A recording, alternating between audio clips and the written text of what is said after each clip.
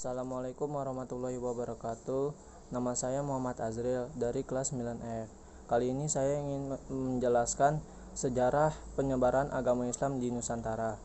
Agama Islam pertama kali lahir di Mekah, Arab Saudi. Para pemeluknya menyebarkan agama Islam lewat berbagai jalur. Salah satu teori menyebutkan bahwa agama Islam di Indonesia masuk lewat jalur perdagangan. Ketika Islam menyebarkan agama dan kebudayaannya ke Indonesia, prosesnya cenderung berjalan dengan damai.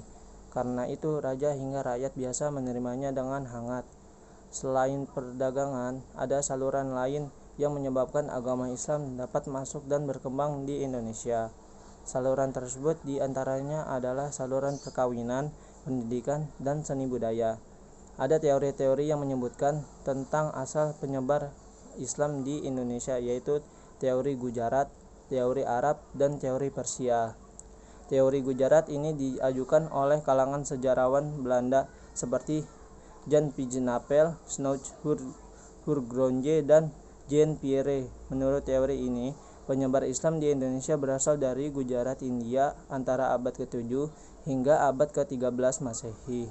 Kalangan yang berperan khususnya adalah para pedagang. Sejak abad ke-7, mereka telah memeluk Islam dan di tengah kegiatan berdagang, mereka turut mengenalkan agama Islam termasuk di Indonesia. Sementara itu, teori Arab diajukan oleh Yakub Cornelis, Van Leur, dan Buya Hamka. Teori ini menyebutkan bahwa pengaruh Islam dibawa langsung oleh pedagang Arab sekitar abad ke-7.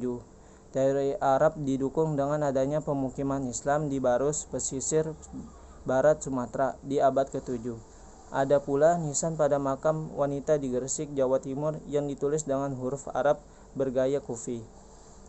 Teori lainnya adalah teori Persia yang didukung oleh Hossein Diningrat. Teori ini berperan bahwa pengaruh Islam di Indonesia dibawa masuk oleh orang-orang Persia sekitar abad ke-13. Argumen yang diajukan oleh teori ini adalah terdapat kesamaan budaya dan tradisi yang berkembang antara masyarakat Persia dan Indonesia, seperti peringatan 10 Muharram, kesamaan ajaran Sufi, kesamaan seni kaligrafi pada nisan makan, dan terdapat perkampungan Leran yang sempat menjadi perintis penyebaran Islam di Jawa. Perkembangan agama Islam di Indonesia semakin pesat dengan berdirinya kerajaan-kerajaan Islam.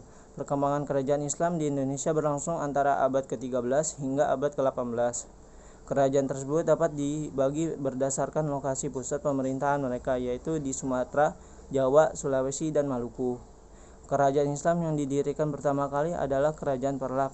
Bukti sejarah yang menunjukkan terdapat masyarakat dan kerajaan Islam dilaporkan oleh Marco Polo dari Venesia yang singgah di Kerajaan Perlak dalam perjalanan pulang ke Italia tahun 1292.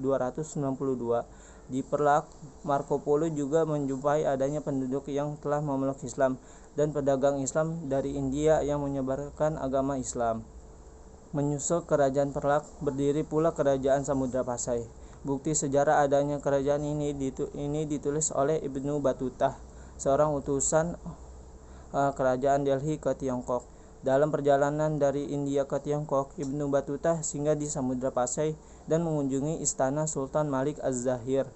Dari hasil kunjungannya ke kerajaan Islam di Samudra Pasai, diketahui bahwa Samudra Pasai merupakan pelabuhan penting tempat kapal-kapal India dan Tiongkok berlabuh.